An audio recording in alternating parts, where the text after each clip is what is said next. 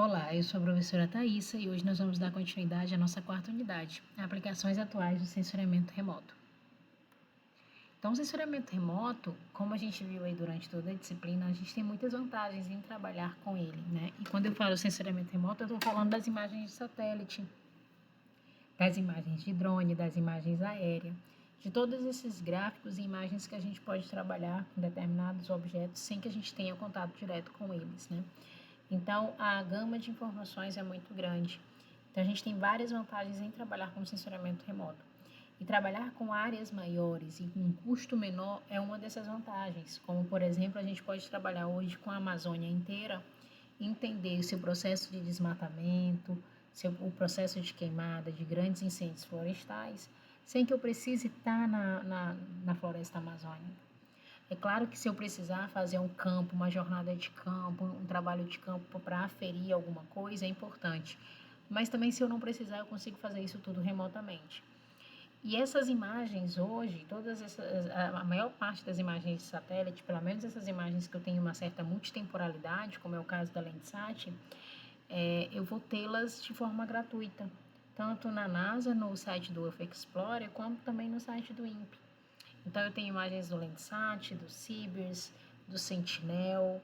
Eu vou ter imagens de modelos numéricos de terreno, que aí eu já vou poder fazer outros produtos, né? O modelo digital de elevação, declividade, psometria.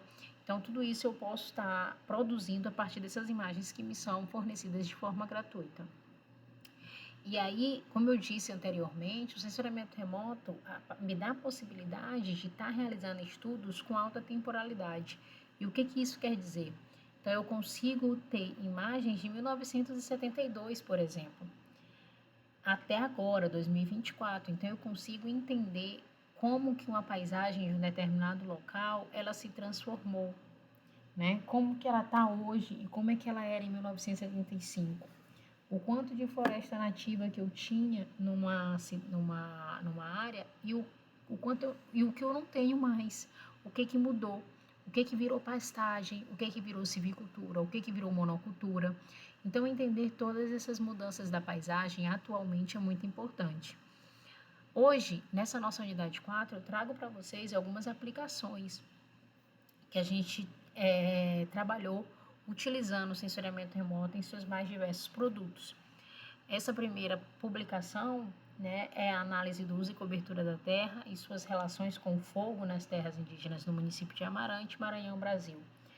Foi um artigo publicado na Revista Brasileira de Geografia Física, da aluna Ellen, e eu, o professor Celso, a gente a orientou e estamos ajudando nesse artigo, né? É um artigo muito importante e ele teve como objetivo principal entender como a expansão das atividades agropecuárias e o aumento das queimadas estão contribuindo para a degradação ambiental na região. Como que toda essa questão ela vai afetar essas terras indígenas em Amarante, no Maranhão. Como que isso diretamente impacta essas populações originárias e seus territórios. Então, a pesquisa dela, esse artigo, ele andou por esse lado.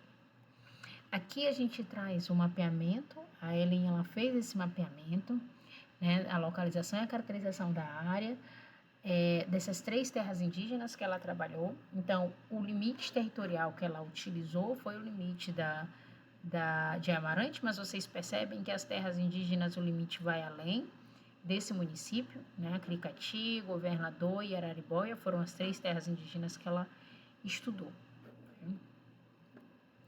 E o que ela realizou, metodologicamente falando, para chegar a resultados, por exemplo, de recorrência de fogo, né? Então, ela adquiriu, no primeiro momento, dados do IBGE de 2021, ela adquiriu dados no MAP Biomas Fogo, que na época era a coleção 1, hoje, se eu não me engano, já está na coleção 3. MAP Biomas Uso e Cobertura da Terra, que estava na coleção 7, hoje esse MAP Biomas de Uso e Cobertura já está na coleção 9, então vocês percebam que os dados eles se atualizam muito rápido. E aí o MAP Biomas, que a gente nem conversou muito, mas é uma importante fonte de produtos. E aí, caso vocês queiram, vão lá no Google, coloca MAP Biomas, e vocês vão lá criar a conta de vocês e conseguem baixar esses dados, tanto do MapBiomas Fogo quanto do MapBiomas de uso e cobertura. Então, foi feito o processamento desses dados, utilizando o software ArcGIS e o QGIS. Ela trabalhou também com a linguagem de programação R, né? Trabalhamos com isso. Houve a soma desses produtos. Então, ela trabalhou no Google Open Engine e no Python. Pegou o MapBioma Fogo, e aí pegou também os dados do uso e cobertura do MapBiomas, né? Gerou um raster de recorrência desse MapBiomas Fogo, fez a álgebra de mapas entre esse raster de recorrência e analisou, né? Gerou mapas e tabelas e analisou esses dados tanto de recorrência quanto quantitativo dessas áreas queimadas nesse uso e cobertura da terra. Então, ela utilizou gráficos de barras, tudo isso para mostrar para a gente o que aconteceu nessas áreas. Então, percebam aqui, a gente tem o limite de Amarante, como eu estou mostrando para vocês, e a gente vai ter também esses outros 3 limites, que são das terras indígenas que eu mostrei anteriormente. Mas a ideia dela era trabalhar apenas com o limite de Amarante, tá? E quando a gente fala de recorrência de queimadas, o que a gente está falando? A gente está se referindo a quantas vezes, dentro de uma temporalidade escolhida, essas áreas queimaram. Então, por exemplo, de 1985 a 2020, quantas vezes essas áreas queimaram? A gente vai perceber aqui que vai ter áreas que queimaram de 31 a 35 vezes a mesma área. Ou seja, essas áreas queimaram todos os anos estudados. Já vai ter áreas que não, que queimou 1 a 5 vezes, tem área que nunca queimou dentro desses anos estudados.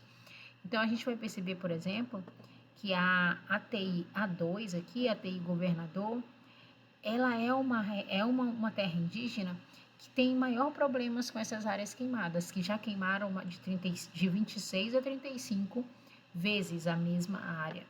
Né? Então, além disso, a gente fez essas tabelas de recorrência para saber em área em quilômetro quadrado e em área em porcentagem, né? Quais foram a quantidade de vezes que mais essas áreas queimaram.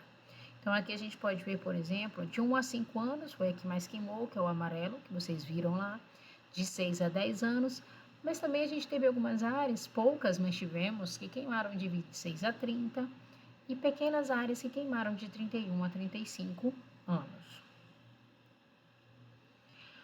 Uma outra pesquisa também realizada pelo nosso Laboratório de Geotecnologias aqui de Imperatriz, e essas pesquisas que eu estou falando para vocês, todas elas estão na internet, então, se vocês tiverem interesse, percebam que eu coloco aqui o nome de todos os autores também, para vocês terem ciência, e o título dessas pesquisas. Então, se vocês tiverem interesse, é só pegar o título e jogar na internet, que vai aparecer para vocês lá, tá bom?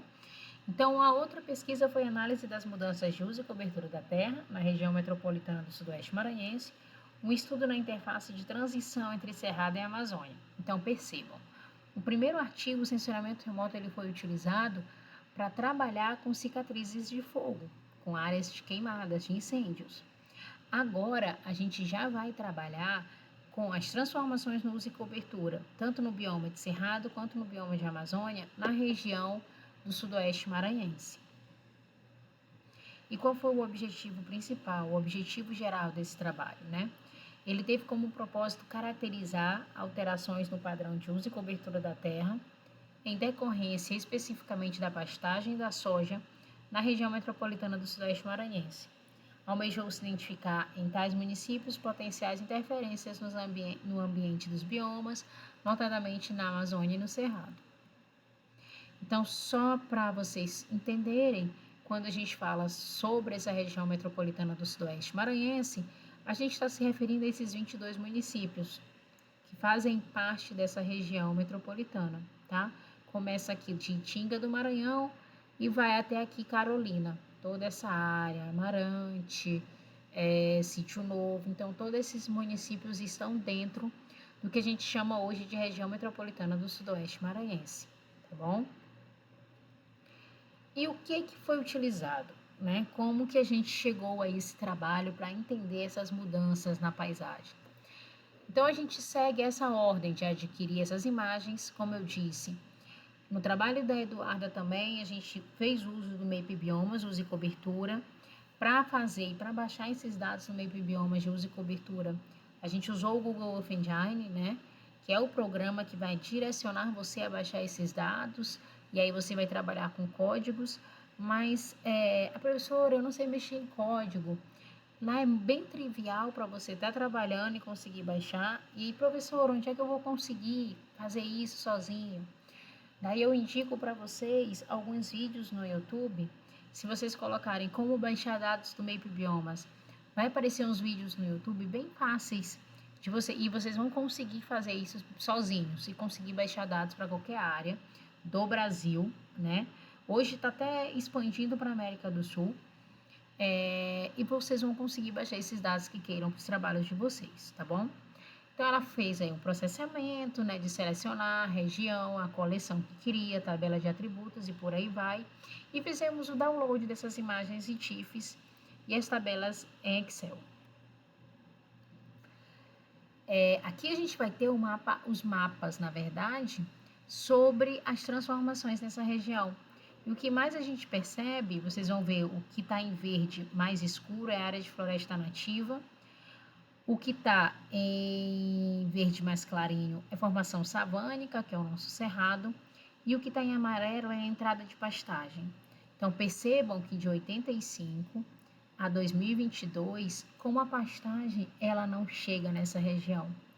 E aí a gente aponta que a pastagem, a entrada, né, a chegada da pastagem, principalmente depois da silvicultura com mais calma, agora a soja com mais força, são fatores que influenciam diretamente na transformação dessas paisagens nessa região, principalmente a partir da década de 2000, né?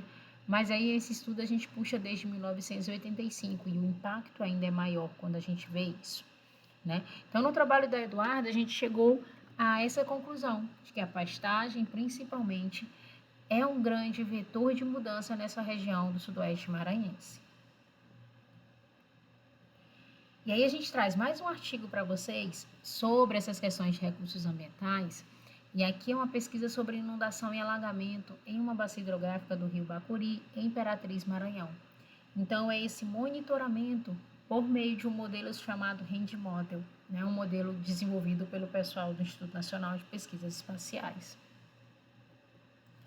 A bacia escolhida é uma bacia hidrográfica que fica no município de Imperatriz e boa parte dela pega de fato a cidade de Imperatriz, né? Na verdade, ela está toda inserida na cidade de Imperatriz.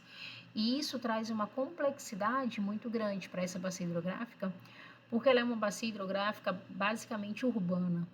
E quando a gente fala de uma bacia hidrográfica urbana, a gente vai ter problemas como áreas impermeáveis, a gente vai ter problema como falta de vegetação, drenagem que não existe, assim como não existe em vários outros municípios do Maranhão, mas Imperatriz, que é a segunda maior em importância do estado, deveria ter e não tem.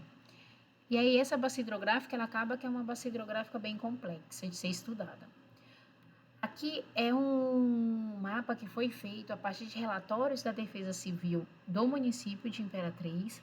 Então, ele mostra para a gente alguns pontos de alagamento, segundo eles, que são esses que a gente colocou em triângulos no mapa, espacializamos para vocês verem os pontos de alagamento. A gente acredita muito que os pontos de alagamento eles vão muito além do que o que a Defesa Civil passou, porque a gente sabe que aqui nessa avenida que chama Pedro Neiva, ela também tem pontos de alagamento e eles não estão aqui. Porém, como a gente usou os dados oficiais, né, a gente não criou novos dados, a gente sabe que esse mapa aqui ele está meio que desatualizado, né? E aí, quando a gente fala também de alagamento e inundação, a gente sabe que são dois conceitos totalmente diferentes. Inundação é quando o rio sobe e atinge a cota máxima dele ali na área de várzea. E quando a gente fala de alagamento, a gente está falando não desse rio que subiu, mas a gente está falando de áreas que não têm drenagem suficiente nos centros, enfim, em qualquer lugar da cidade, e essa água ela fica acumulada naquelas ruas. Então, aqui no trabalho da Ivanilde, Nós utilizamos um modelinho chamado Hand Model, utilizamos o Copérnicus 30. Esse Copérnicus 30 é um modelo digital de elevação, e aí a gente conseguiu chegar a esse modelo, a esse cenário, onde ele vai indicar quais são as áreas de altíssimo risco à inundação, alto risco à inundação, baixo risco e áreas sem risco.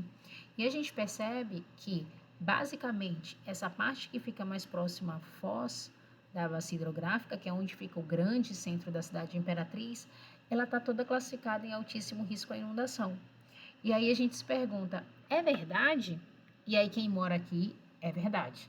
Então, quando a gente vai ter processo de inundação desses canais, que em algum momento eles foram até retificados por conta da ocupação urbana, nós vamos ter aí um altíssimo risco de inundação. E, de fato, isso acontece na nossa cidade de Imperatriz. E quanto mais próximo aqui da nascente do rio principal da nossa bacia hidrográfica, isso já acontece com uma menor intensidade, mas acontece, porque a gente também vai ter pontos, como eu disse, de inundação durante essa MA que se chama Pedro Neiva. Né? Então, aqui, o intuito dessa unidade é mostrar para vocês trabalhos com temas diferentes, porém todos eles fizeram uso do sensoriamento remoto, das imagens de satélites, dos modelos numéricos de terreno, modelo digital de elevação, para chegarmos a um determinado produto. Um deles, percebam que cada um trabalhou com uma coisa. O primeiro com fogo, incêndio e queimadas, o segundo com uso e cobertura, mas com dados do MIP Biomas, e o terceiro com dados que foram criados por nós, né, imagens Cibers, classificação no QGIS, o modelo Hand Model, e colocamos tudo isso para rodar e obter esses resultados importantes que nós obtemos. Aqui a gente coloca as referências desses 3 artigos, caso vocês tenham interesse em buscá-los, em lê-los, né? Então, esses 3 artigos estão disponíveis nessas revistas na internet, de muito fácil acesso, inclusive. Muito obrigada por mais uma aula. Essa é a nossa 4ª unidade. Eu estou à disposição de vocês. E até mais.